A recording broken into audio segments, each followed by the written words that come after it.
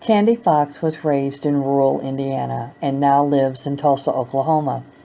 She is a poet and a host of her own radio show and a writer. Her genre of choice is the paranormal. As a writer, she uses her own experience with the paranormal along with her own life's traumas to write about the difficult subjects from a grounded and realistic perspective. She is a student of the occult and has studied with the world's most top psychics. Ladies and gentlemen, I give you Candi Fox. When did you decide that you wanted to become a writer? After I read the fifth or sixth book from Laurel K. Hamilton's Anita Blake series, I started having this dream about this book, which I don't have out yet, but it was definitely what brought me to write.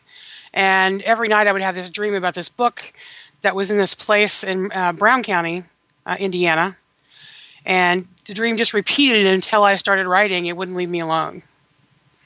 But it was Laurel's writing and the way she made her characters that really made me feel comfortable in my own skin, so to speak, as a writer, to be able to put words to print.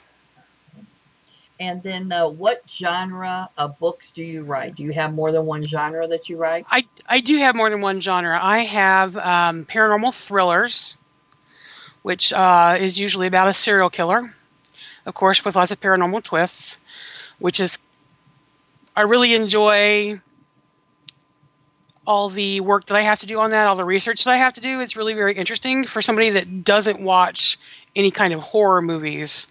I find it's interesting that I can do all this research for these real life serial killers. And then the second series that I have out currently that I just released a book on is Paranormal Mystery. And what's fun about that is the whole world is in the paranormal world, so it's not hidden anymore. So you can have a little bit more dynamics of things that you can do because you don't have to hide your tracks all the time like you do when the paranormal world is hidden. Okay. And then I have a real, regular, boy-girl only romance that's set in the 80s that I put out, and I'll do more books from that one as well. Okay. All right. And are there any authors that inspired you to become a writer, that your style of writing kind of mimics theirs? Definitely Laurel K. Hamilton, because she was the one that inspired me to take the step in the first place. I've had people that read my books say that, paranormally speaking, I kind of write like J.K. Rowling does.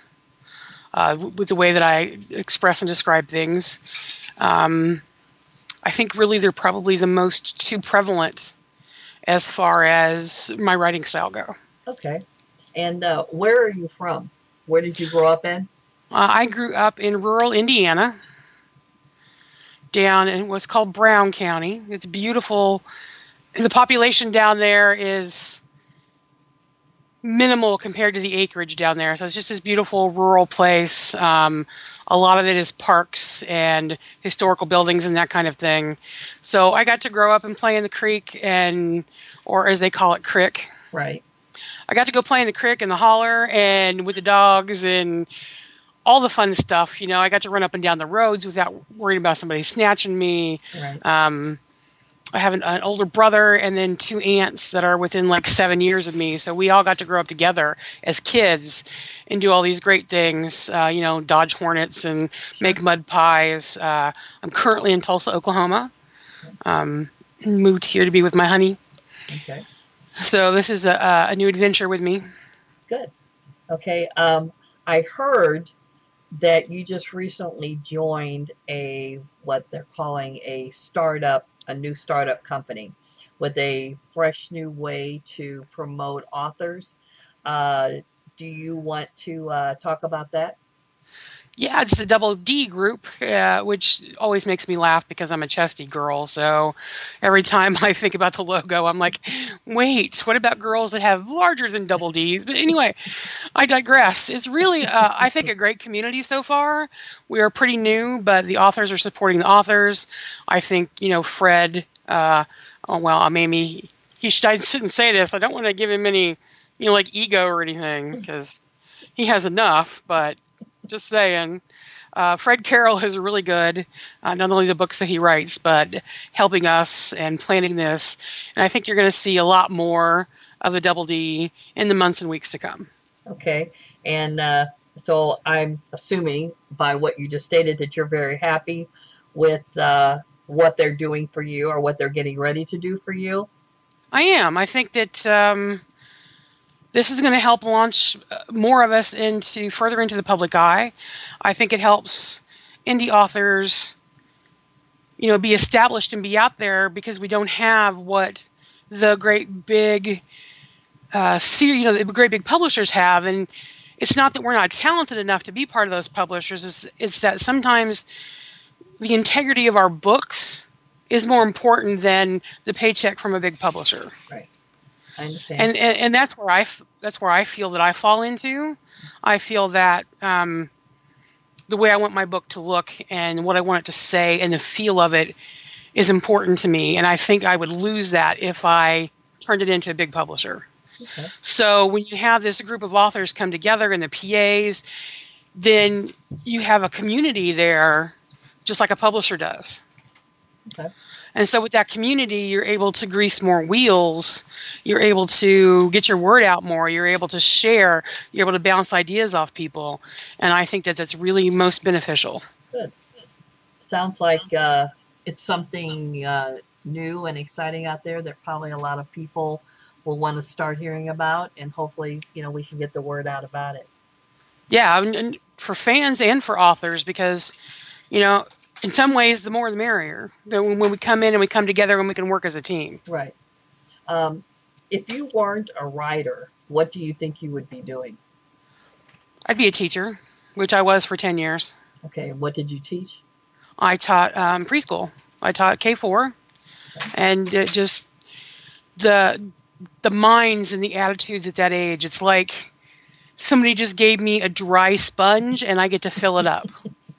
And it's so amazing to see the changes when you get there, and then the changes by the end of the year, and when you get to teach them how to read and all the other things.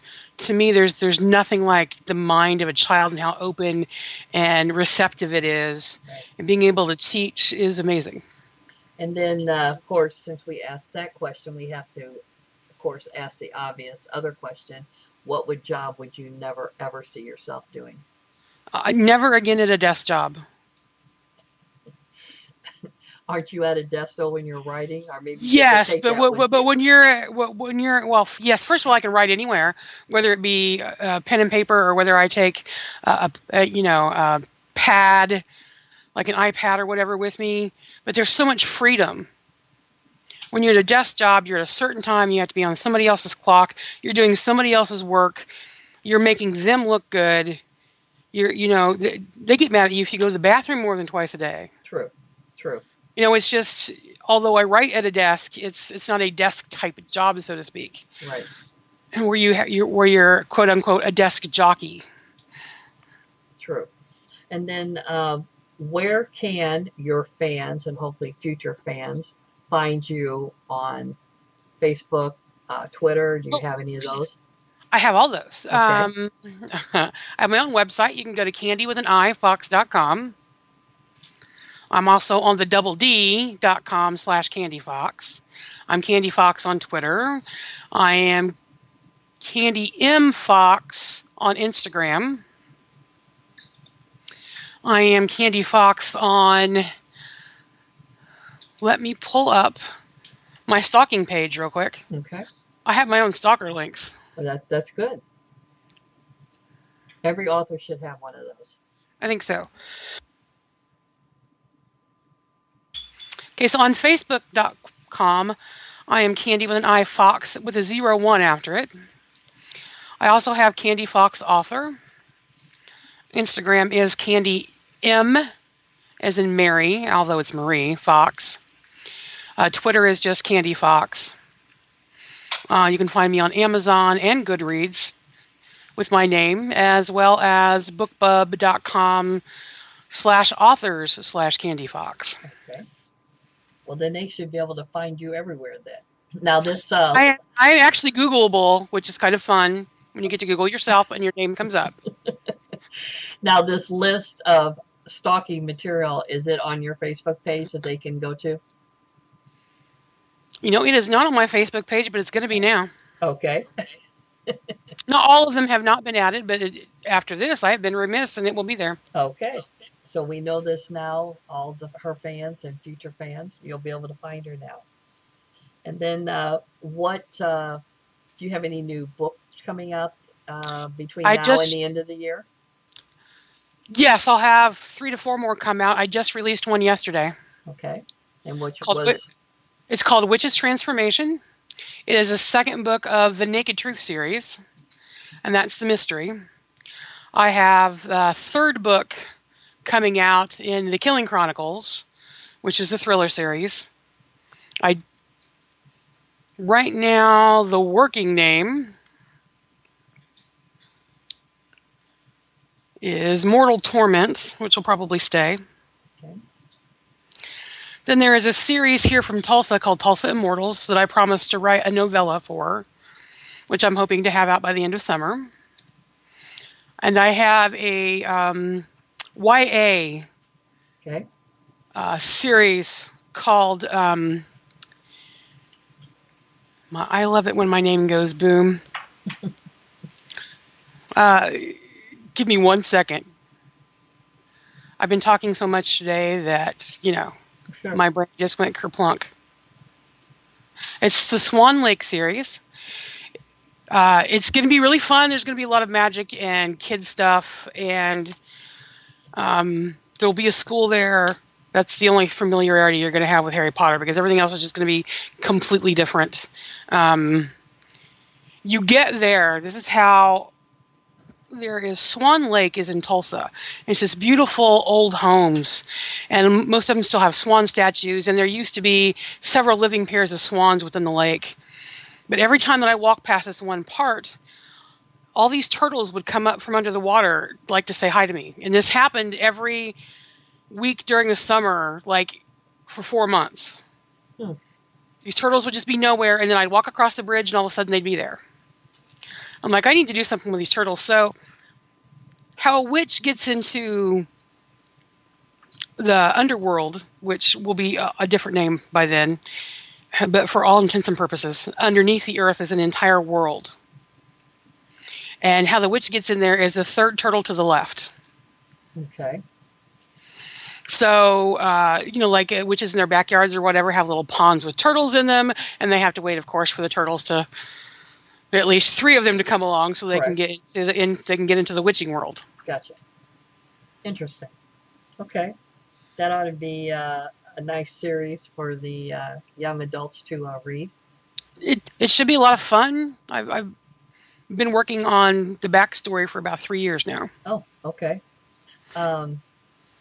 Then I know you have several books out and you're releasing several, but I want you to think back to your first book that you wrote, whether it was a positive or a negative experience for you.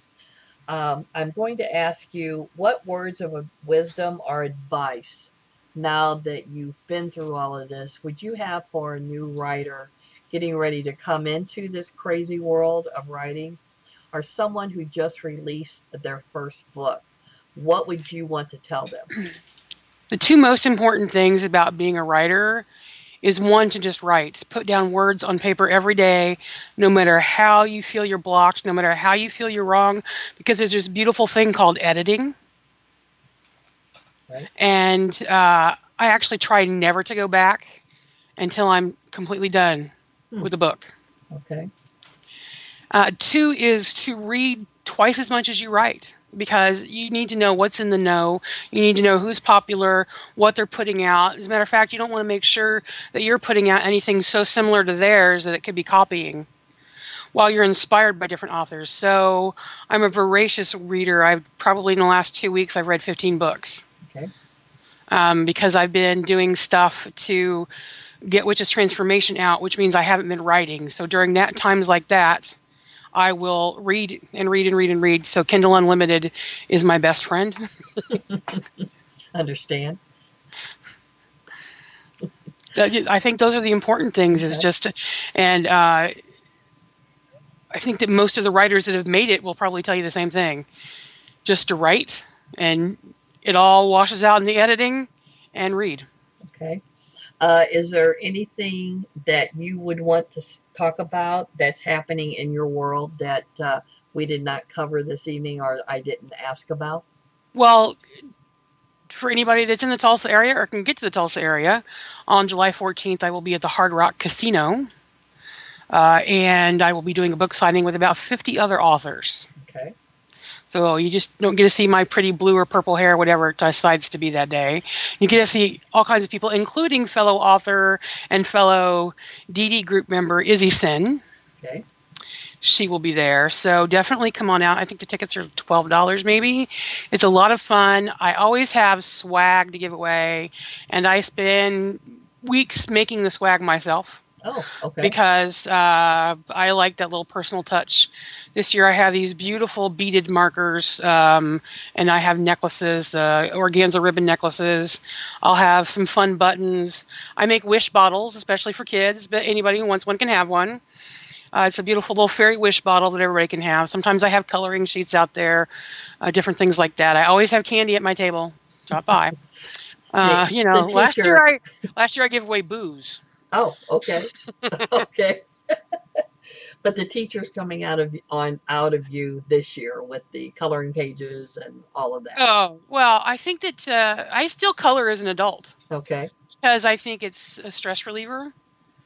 I don't color those little tiny adult page things. No, right. I go to the kids section and get the kids' books and have a good time with that. And then whenever I'm done, I'll give the rest of the book to a kid. Okay. Okay. So, I might do 5 or 6 pages out of it, and then I give it to somebody else. And then they can have fun with it, and I'll go get another one.